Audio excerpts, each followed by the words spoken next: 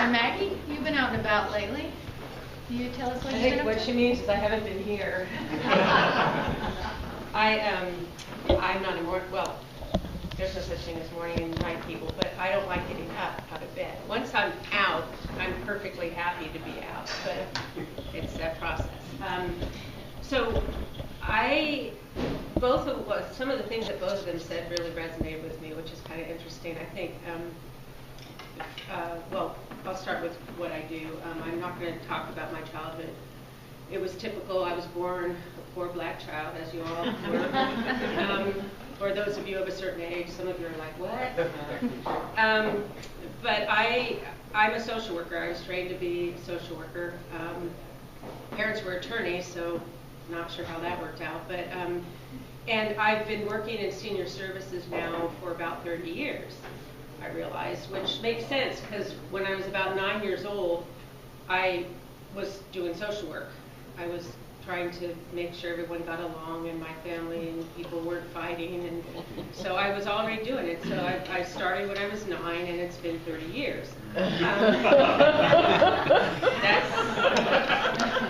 If I had been smart, I would have stopped my aging at 29, but when I was 29, it didn't seem that bad, but now I wish I had. So it's hard to sell. It's hard, yeah, I have to push it back 10 years every 20 years, push it back. But, and I got into that by a fluke in a way. I was getting my master's degree, and the best internships that I found were in senior services.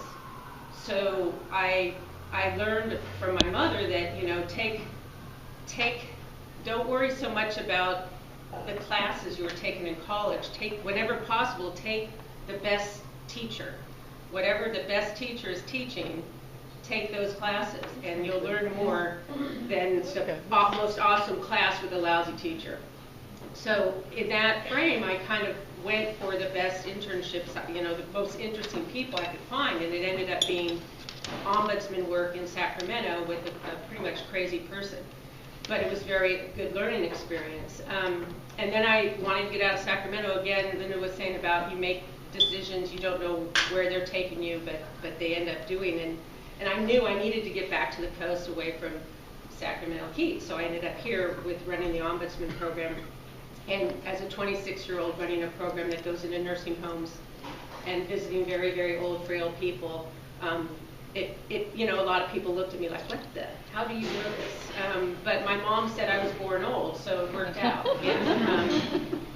And I've been doing that for 30 years. Interspersed with that, I like to travel, and not as much as some of our members can, because I am a social worker and I work for a nonprofit. So I traveled on the cheap. I spent some time in the Peace Corps and in Botswana a few years ago. But my first travel experience was when I was 15, when I went to live in Germany for a year as an exchange student. And I think that was probably the most important thing I've ever done in my life. And I think, when Ian was talking about the kids coming here and us opening our homes and sharing that, it is so pivotal, so important for these kids to have that opportunity. I'm still in touch with my family. I still speak German. I still go back there. And my one regret was probably that I didn't get into some kind of field that I could use languages more.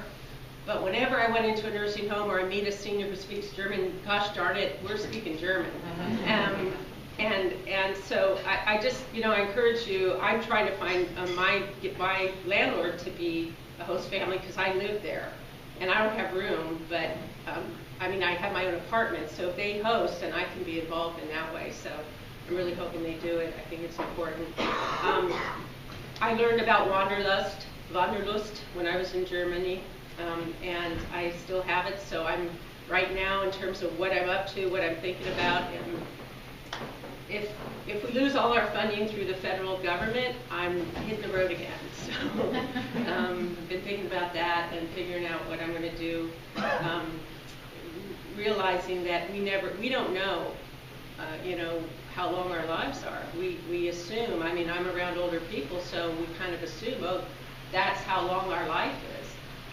But we don't know that, and so I'm really looking at, you know, that extended midlife crisis kind of issue where it's like wanting to make sure that I'm really doing what I want to be doing. I love my work, most of it, but there's parts of it I could take and punt out the door. So I'm really looking at how I want to balance the parts of things that are important to me and that I love. And I think with Rotary, it's that opportunity.